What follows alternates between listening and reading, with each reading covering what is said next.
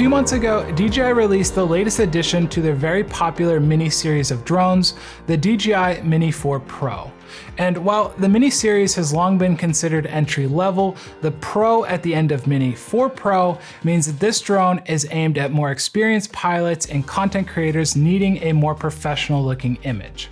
With a starting price of $759 for the base kit, $1,159 spec'd with the Fly More Plus package and RC2 controller, the DJI Mini 4 Pro is priced dangerously close to the DJI Air 3, so what are we getting for all of this money? Well, for starters, we're getting the exact same sensor as used in the DJI Air 3, a 1/1.3-inch CMOS sensor with DJI's dual native ISO fusion technology, HDR capture up to 4K 60 frames per second, 4K up to 100 frames per second in slow motion, improved low light performance, and for the first time ever in a mini series drone, the ability to record 10-bit D-Log-M. And that last one really is what sold this drone for me. Having a 10-bit log image in a drone this small is truly something special. Thankfully, one thing DJI did carry over from the Mini 3 Pro was the gimbal. Not only does the entire camera and sensor rotate 90 degrees, giving us true vertical shooting, but it also allows the camera to be tilted 60 degrees upwards for capturing climbing shots in low angles. This is something even the most expensive DJI drones can't do, so if you find yourself needing a lot of low angle rising shots, or if you're somebody that shoots a lot of vertical video and photos for social, this could be a massive reason why you may want a Mini 4 Pro over the Air 3. And another reason why you may want the Mini 4 Pro is battery life.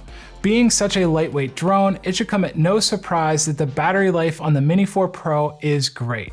34 minutes of flight time on the standard battery, 45 with the Flight Plus batteries, which are the ones that I use.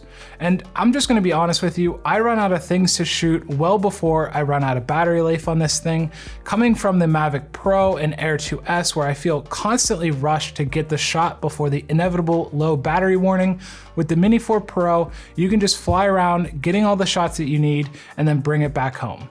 The extended battery also gives you the confidence to go out and get shots that you normally might not want to go get. When I was down in Miami, I would fly a half-mile out to get these boats running through the channel because I knew getting back to shore was never going to be a problem. Pair this with DJI's new O4 transmission system, DJI is claiming 10 to 20 kilometers of range, and now I will probably never fly 10 kilometers away from my takeoff location, but the signal has yet to drop even in congested urban environments, and so the added transmission power is a welcome addition. When it comes to flying, if you have flown any of DJI's previous drones, you're going to feel right at home with the Mini 4 Pro. You would think being a drone that weighs about as much as an iPhone that it might act weird or get thrown around in the air a lot, but even without the weight, DJI has figured out how to make it fly like it is a much heavier drone. I have flown in all kinds of conditions, from a blizzard here in Pittsburgh to 20+ mile-an-hour winds down in Florida. The drone has handled everything without issue. It is actually rated from DJI to be able to deal with very similar wind conditions as the much heavier Mavic Pro 3, and at first I didn't really believe it, but somehow, some way, it actually does. Now, as I mentioned earlier in the video, one of the main reasons why I picked the DJI Mini 4 Pro was because of the sensor.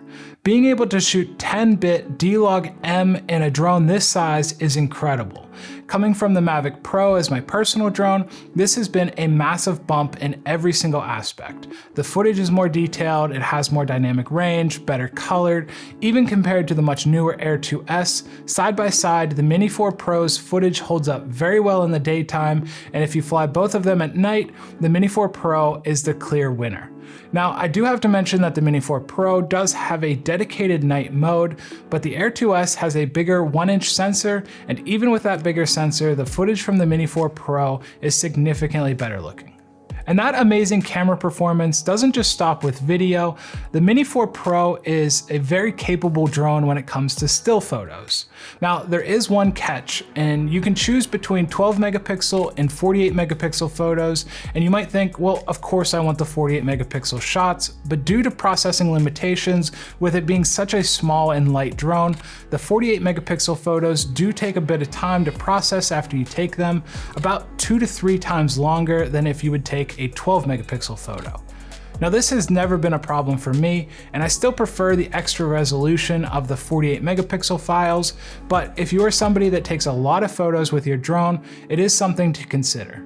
The good news is if you look at a 48 megapixel photo and a 12 megapixel photo side by side, aside from the physical dimensions of the photos, sharpness, color, everything is very similar across both of the photos.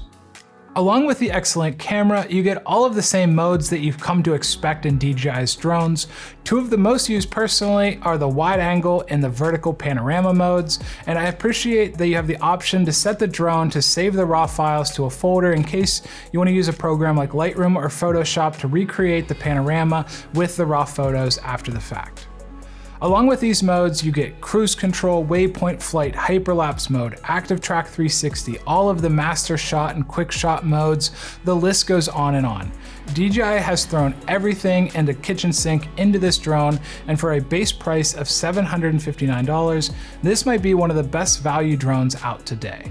Throw in the fact that this is a sub 250 gram drone, meaning that it doesn't need to be registered with the FAA here in the United States, and it can be deregistered and flown in the EU without needing a pilot's license. The size, the weight, the portability, being able to use a smart controller like the RC2, this has completely changed how I fly. In the past with my Mavic Pro, it has always been a decision whether or not I even wanted to bring it with me. Having to make room in my bag for the big heavy drone, deal with the weight of the batteries, having to connect my phone to the controller, this has all created friction and kept me from wanting to bring it. This has all gone away with the Mini 4 Pro, and I think tools like this drone that make you want to go out there and create and make it easier to create are well worth the investment. As always, if you have any questions regarding the Mini 4 Pro or the RC2 controller, leave those in a comment down below and I'll do my best to answer them. Thank you so much for watching, and I'll see you in another one.